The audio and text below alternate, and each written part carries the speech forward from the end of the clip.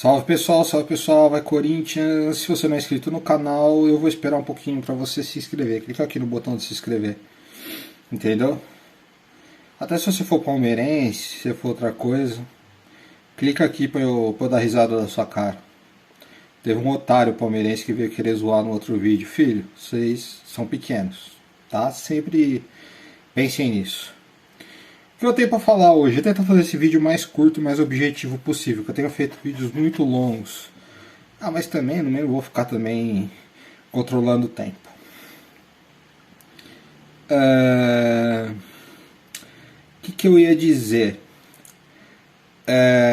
O que eu tenho para dizer? Obviamente o assunto é Vitor Pereira. É uma bobagem, né? Que ele disse, que repercutiu. Mas eu tô vendo um certo critério de alguns casos que eu até duvido que sejam corintianos, né? Já achando que, pô, derruba de novo o técnico, vamos voltar tudo a estaca zero, manda jogador embora, tá tudo certo, porque a gente tem a obrigação de golear Flamengo e Palmeiras, que estão anos-luz na nossa frente. O Flamengo por causa do dinheiro, foi o Palmeiras porque se organizou para isso. E eles acham que o Flamengo, para vocês terem uma ideia, se o Flamengo tivesse trocado de técnico 6 vezes depois que o Jesus saiu, o Flamengo tinha ganho todas as Libertadores e os brasileiros que ele disputou. E pelo contrário, né? Ele não ganhou mais nenhuma depois do Jesus e ganhou um brasileiro porque a gente ajudou eles, né? Na última rodada. Então, nisso a torcida deles é parecida com a nossa. Não tem paciência para trabalho nenhum, porque se o Flamengo tivesse mantido, por exemplo, o Renato para esse ano, em vez de ter mandado embora e contratado o Paulo Souza, o Renato teria feito o mesmo que o Dorival está fazendo agora. E aí os frutos estariam vindo tranquilamente. O Flamengo era líder disparado do Brasileirão hoje e estaria muito mais forte. A chance do Flamengo ganhar o Brasileiro é pequena, e aí ele vai decidir tudo no mata-mata, que pode, igual no ano passado, não ganhar. E aí manda embora o Dorival, e aí começa tudo de novo. Então, eu não quero isso pro Corinthians. Eu vou dar aqui os meus pareceres sobre o assunto. Vitor Pereira chegou em fevereiro, né? No domingo de carnaval ele estava na arena assistindo a vitória do Corinthians contra o Bragantino para assumir no jogo seguinte, que foi um jogo contra o São Paulo, em fevereiro. E que o Corinthians perdeu de 1-0, um jogo em que o Corinthians até atacou tal, mas tomou um gol bobo no primeiro lance do jogo. E aí ficou difícil de reverter o jogo lá no Morumbi e tal. Aí depois ele continuou na sua sequência. Fez um jogo muito bom, que ele deu um show contra a Ponte Preta. Perde pro Palmeiras na bola parada, num jogo lá do Allianz Parque. Perdeu na bola parada. O jogo tava 1-1 até 30 e pouco do segundo tempo. Aí na bola parada, acabar de chegar. Mesmo assim, ainda vão jogar isso nas costas dele, né? Se ele ganha na bola parada, aí era gênio. Mas não dá pra falar que o Corinthians foi horrível, né? Aí a trajetória. Aí ele termina a trajetória dele no Paulista perdendo pro São Paulo no Morumbi. Aí, né, faltou, como eu falei, ainda estava no começo do trabalho dele, ter vencido o Guarani no tempo normal e ter decidido o jogo na arena, porque aí provavelmente o Corinthians classificaria. No Morumbi, jogo único, e a gente acabou não conseguindo chegar à final do campeonato. Talvez, né, não sei se o Corinthians estivesse pronto, mas uma final contra o Palmeiras, né, nunca o Corinthians vai entrar como zebra. Como eu falei, a gente é muito maior que eles. Mesmo com um time inferior, a gente iguala as coisas. Você lembra a final do Paulista de 2020, é um exemplo disso. De quase cair, a gente quase tirou o título deles. Se fosse o Michel Macedo chutar o pênalti daquele jeito. Então, a final de 2020 mostra que o Palmeiras estava num grande momento, um grande time que viria a ganhar títulos depois, e o Corinthians com um time que brigou para não cair no ano seguinte, e a gente ficou por um pênalti de tirar o título deles dentro da casa deles. Mostra como a gente é muito maior que eles, entendeu? Então a gente não precisa de muita coisa para bater no Palmeiras. 95, por exemplo, o Palmeiras tinha os Galácticos da Parmalat, eles não tinha ninguém, o Eduardo Amorim de técnico, a gente bateu neles. E eles não ganharam nada naquela temporada. Então, Cocarilli, 2007, eles eram atual campeões, a gente bateu neles até dizer chega. Beleza, aí a campanha, pô, isso foi frustrante, mas você também vai colocar o Vitor Pereira, se eu não me engano, dirigiu o Corinthians em 5 jogos. Aquela campanha não dá pra você colocar tudo na culpa dele. Aí começa a Libertadores, que é um jogo muito ruim na Bolívia. Só que esse jogo ruim na Bolívia reflete. Aí tem o primeiro reflexo da temporada, que é ameaças, tal. E aí o time reage bem, né? Faz um dos melhores jogos nesse ano contra o Botafogo lá no Rio. Depois emenda uma sequência boa de vitórias, assume até a liderança do Brasileiro, ganha do Boca na Libertadores, ganha do Deportivo Cali, consegue a sua classificação contra o Boca. Ah, foi em segundo lugar, frustrante? Foi, mas conseguiu se classificar, não perdeu pro Boca, por exemplo. Jogou até melhor que o Boca na Bombonera. E aí no Brasileiro sempre se mantendo aí entre os 3 primeiros até agora, 22ª rodada. E eu falei, eu vou contar por baixo aqui uns 10 jogos dessa trajetória. O Vitor Pereira está com um Brasileirão 22, Libertadores foram 10, né? Sei, foram 10, 32. Copa do Brasil mais 5, 37. 37 jogos. Eu estou colocando 10 por baixo, mas pode ser até um pouquinho a mais. Com praticamente a metade dos jogos. O Vitor Pereira tinha pelo menos 5 desfalques importantes. Pelo menos 5. Eu podia até levantar isso aqui, mas eu não vou falar. Mas ele ficou um período sem William, sem Renato Augusto, sem Fagner, sem Gil, sem Duqueiroz, sem Maicon, ao mesmo tempo. Ao mesmo tempo. Ele perde o seu centroavante porque o seu centroavante não estava nem aí para o clube. Consegue um novo que ainda não se adaptou ao clube.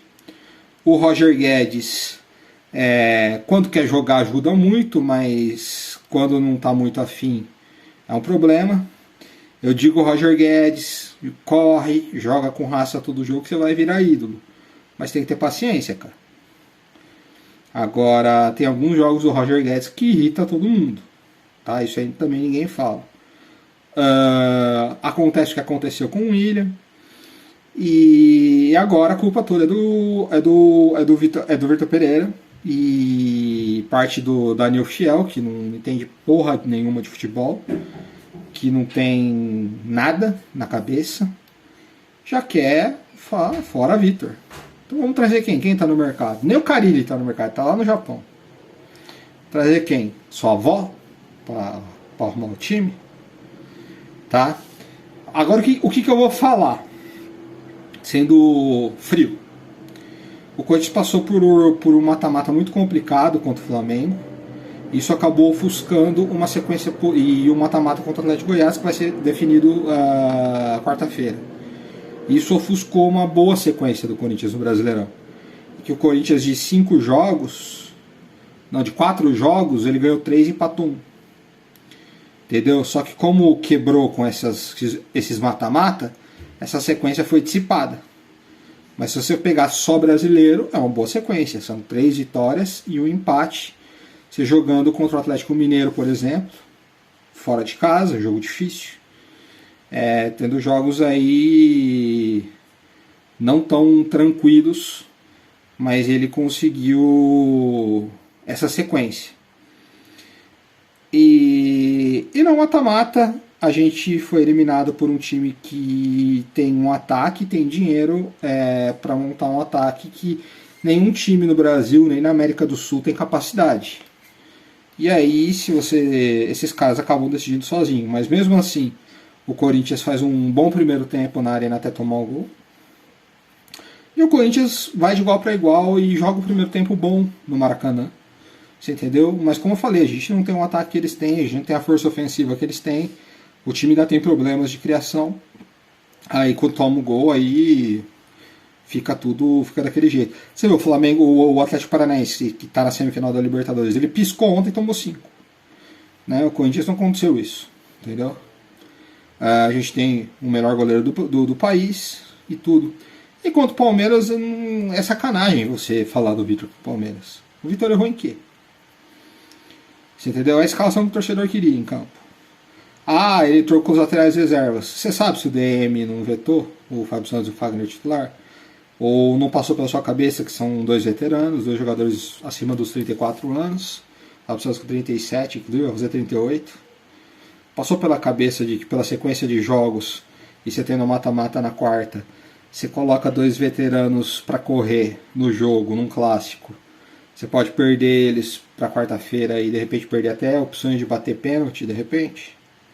Não passou isso pela cabeça? O Palmeiras ele entrou em campo sem o Scarpa, por exemplo.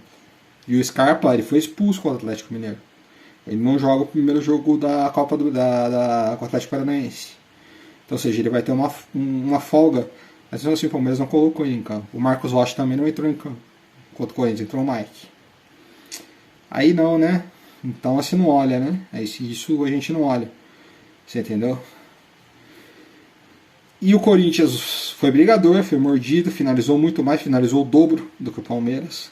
Criou as principais chances do jogo. Como eu falei, ainda tem dificuldades na armação, mas o Renato Augusto teve a oportunidade já de chutar, já de ter um pouco mais a bola no pé. O Yuri, coitado, a bola não chega nele, mas ele corre para a lateral, ele tenta fazer alguma coisa, ele tenta puxar. O Roger Guedes também volta ao meio campo, marca, brinca. Você vai falar o que desses caras, velho? O Duqueiroz é sacanagem. O Fausto Vera mesmo tomando cartão besta no começo do jogo. Pô, ele pôs o Rafael Veiga no bolso, cara. O Rafael Veiga não pegou na bola no primeiro tempo. Sabe? Uma raça absurda. Uma vontade absurda. Toma um cartão bobo no começo, que não tome mais. Que fique esperto para os próximos jogos. Aí por causa desse cartão, provavelmente ele foi substituído por causa disso. Aí numa infelicidade individual do Fagner, aí no contra-ataque o Palmeiras sabe fazer muito bem, eles fazem acontece o gol contra e depois a gente é assaltado pelo seu Klaus, que é pra gente ser pelo menos um ponto. E aí agora a culpa é do Vitor. A culpa é do Vitor. Ele deu algumas declarações que na Europa é normal, mas aqui no Brasil as mocinhas se doem, né? Caso, como falei, eu queria estar treinando o Liverpool. Ele fala isso como figura de linguagem. Porque ele acha o Liverpool uma equipe tipo padrão para se seguir. Legal que o nosso treinador mira o Liverpool, né? Seria ruim se chegasse um treinador que falasse, pô, queria jogar com o Manchester United. Aí esse é o problema, você entendeu? Legal que ele mira o Liverpool, porque talvez o City não, porque o City tem jogadores de envolver, de muito toque de bola, talvez ele queira um time como o Liverpool, mais vertical, sem aquele meia clássico de armação. Talvez ele se inspire no Klopp nisso. E é óbvio que ele não está comparando, a gente não está comparando o elenco e os times do Corinthians e Liverpool, apenas a maneira de você colocar na tábua o seu time para jogar. E se você perceber os últimos jogos, o Vitor ele tem mantido um estilo de jogo. Ele vem mantendo, ele conseguiu achar. Depois de ele jogar vários jogos detonados, em que ele não podia escalar alguns jogadores importantes, agora ele está conseguindo manter uma sequência. Ele errou contra o Atlético Goianiense, tá? E o primeiro tempo contra o Avaí, aí ele errou. Mas fora isso, ele está conseguindo manter uma sequência praticamente igual.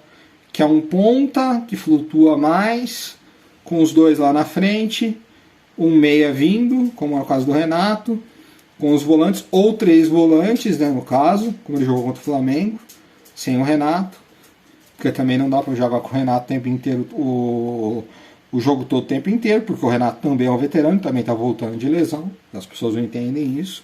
Parece que ele achou a dupla de zaga, o Bruno Mendes e o Balbuena parece que se firmaram e vão continuar. E o time do Corinthians, por mais que esses idiotas que se dizem corintianos não entendam, ele evoluiu de 10 jogos para cá, do que evoluir. Mas marcou poucos gols. O Corinthians tem dificuldade de marcar gols há 6 anos. Há 6 anos o Corinthians não tem um ataque de enxergo de ninguém, nem o time do Carille. O time do Carille, quantos jogos de 1-0? No sufoco. Corinthians goleando, muito pouco. Muito pouco. Normalmente times bem fracos. Mesmo assim, a gente ainda enfiou um sarrafo no Santos. Não faz muito tempo, foi 4-0. Deve ser até mais. Então, o time fez poucos gols, sim. E vai fazer poucos gols.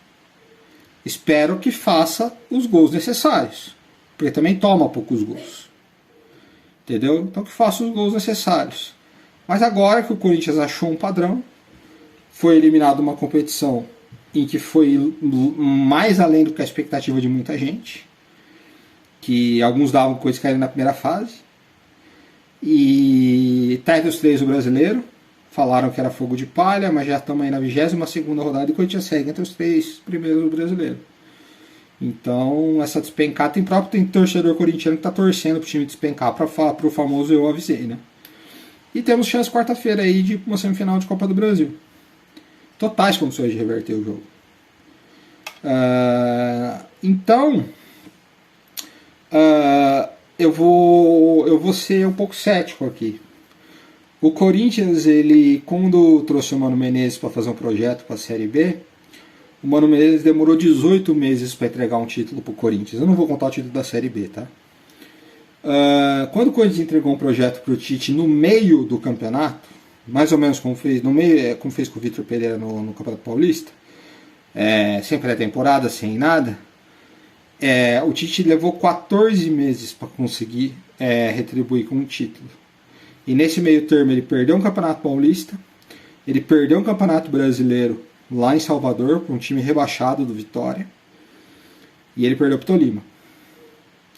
Aí 11 meses depois ele conseguiu ser campeão. 11 meses não, 14 meses depois. Chegou outubro de 2010, foi campeão em dezembro de 2011. E depois aconteceu tudo o que aconteceu.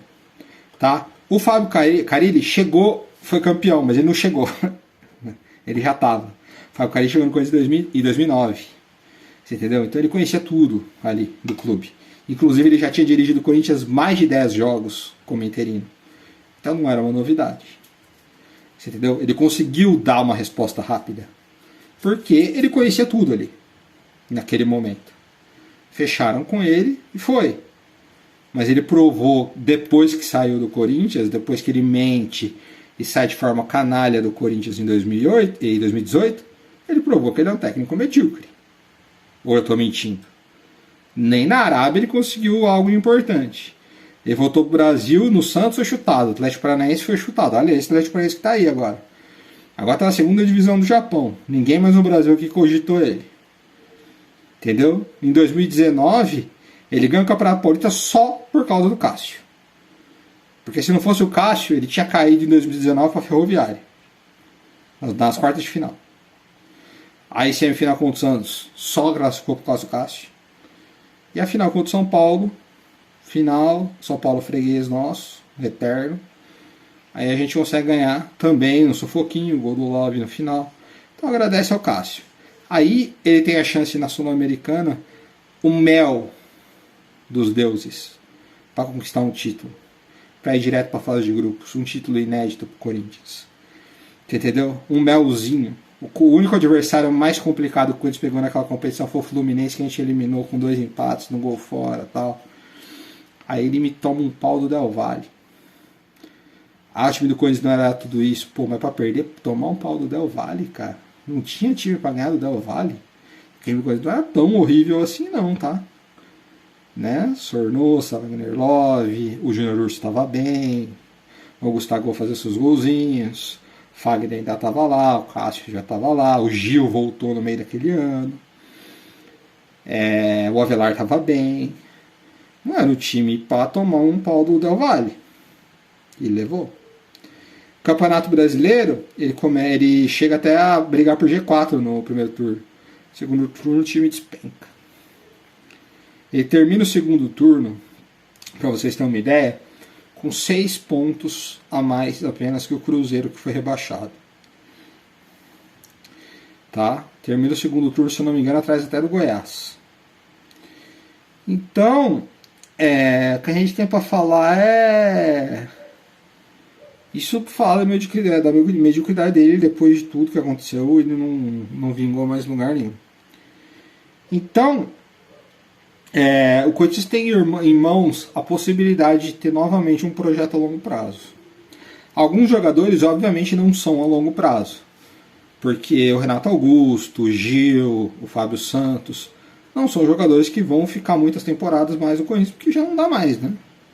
Mas tem a molecada, os miúdos que ele falou, alguns reforços mais jovens que chegou, como o Fausto Vera, tem o Bruno Mendes, O próprio Rafael, quando o Fagner não puder jogar, também é mais jovem.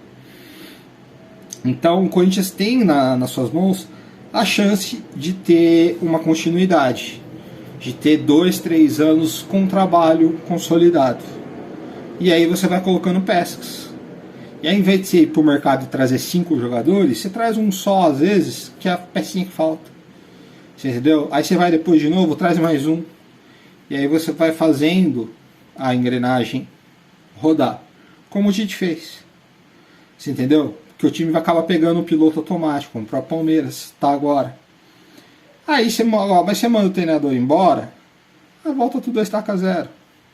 Porque vai chegar um cara novo, a torcida vai querer um cara de peso, ninguém vai aceitar um Dorival da vida no Corinthians.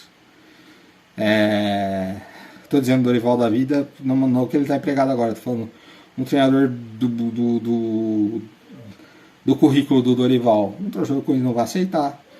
Aí esse treinador vai mudar o estilo de jogo, vai pedir reforço que ele gosta.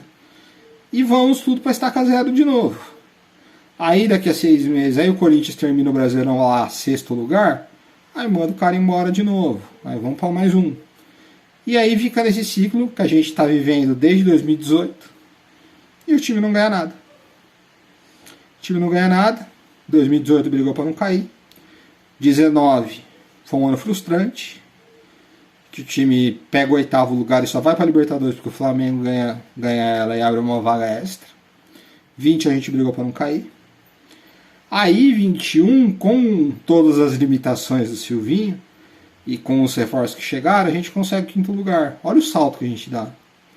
Você entendeu? De um 12º e de uma briga por rebaixamento por 5º lugar. Aí esse ano a gente salta do 5º lugar para estar no G4 praticamente o campeonato inteiro. Coisa não saiu do G4 no campeonato até agora. E uma quarta de final de Libertadores, que a gente não disputava há 10 anos. Uma quarta de final de Copa do Brasil, que a gente não disputava há 4 anos. Podendo chegar numa semifinal. Se isso não é um salto, gente, o que é? Vai ganhar tudo? Lógico que não vai. Óbvio que não vai. Agora não. Mas vai batendo. Joga 4 vezes seguida a Libertadores.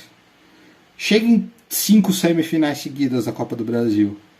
Fica 5 anos seguidos no G4 no Brasileirão. Aí vamos ver o que vai acontecer. Palmeiras perdeu 16, primeira fase. Perdeu 17, oitavas. Perdeu 18 aí na semi com o Filipão. Né? A tabela foi generosa com eles também. 19 caiu nas quartas. Para ir na 5ª tentativa seguida ganhar o título. Tá? A gente tá agora na primeira tentando ir para a segunda. Então, eu quero a continuidade. Eu quero o Vitor o máximo possível que ele puder no Corinthians. E eu gosto dele, eu gosto do trabalho dele, eu gosto do jeito que ele faz. E acho que ele está encontrando o time e acho que o time tende a evoluir.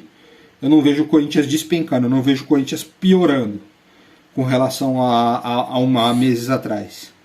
E isso é muito importante. Tá? Isso é muito importante. Se você gostou, se inscreva aqui, compartilhe esse vídeo com alguém.